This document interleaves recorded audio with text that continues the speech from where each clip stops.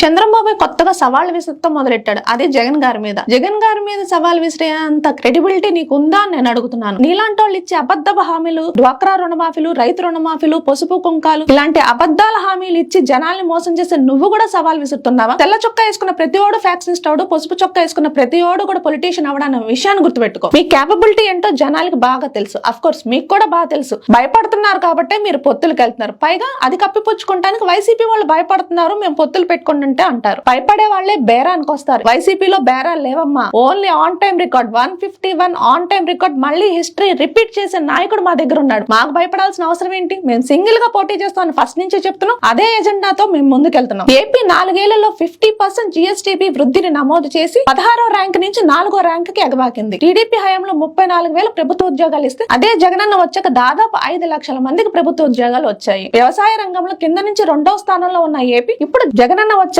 మొదటి నుంచి 6వ స్థానానికి చేరుకుంది. పారిశ్రామిక రంగంలో 2019 అంటే చంద్రబాబు దిగిపోయే నాటికి అతి తక్కువగా 3.2% వృద్ధి రేటు ఉంటే అదే జగనన్న వచ్చిన తర్వాత 2021-22లో 10.59 వృద్ధి రేటుతో ఎగబాకింది. ఈజ్ ఆఫ్ డూయింగ్ బిజినెస్ లో వరుసగా 2 ఏళ్లు నెంబర్ 1 ర్యాంక్ ను సాధించుకుంది. గత 4 సంవత్సరాల్లో చిన్న పరిశ్రమలు 10 రెట్లు పెరిగాయి. ఇట్లా చెప్పుకుంటూ పోతే స్కూల్స్, హాస్పిటల్స్, మౌలిక సదుపాయాల గురించి ప్రతి ఒక్క దాని గురించి చెప్పుకుంటూ పోతే అసలే 75 ఏళ్ళు వచ్చేసినాయి అనుకుంటా. నువ్వు తట్టుకోలేవు చంద్రబాబు. సవాల్ విసిరినంత ఈజీ కాదు చర్చకు కూర్చుంటామంటే. టైం నువ్వు చెప్పమన్నా సరే, నన్ను చెప్పమన్నా సరే అని బావమరిది సినిమా డైలాగులు కొట్టినంత ఈజీ కాదు. నీతో చర్చలో కూర్చోటానికి మా జగనన్న అవసరం లేదు. సంక్షేమం పొందిన ఒక బెనిఫిషియరీ తీసుకొచ్చి కూర్చోపెట్టిన సంక్షేమ పాలన ఎలా ఉందో మొదటి నుంచి చివరి దాకా అంటే 2019 నుంచి 2024 దాకా ఏ రకంగా జరిగిందో ఒక బెనిఫిషియరీతో చర్చలో కూర్చొని నువ్వేంటో నిరూపించుకో. కళ్ళున్నాడు ముందు మాత్రమే చూస్తాడు. నీకు కళ్ళు ఉన్నాయి కాబట్టి నీ ముందున్న నీ కొడుకును మాత్రమే చూస్తున్నావు. కానీ జగనన్న అలా కాదు, దిమాక్ ఉన్నాడు. దునియా మొత్తం చూస్తున్నాడు. అందరూ బాగుపడాలని కోరుకునే వ్యక్తి.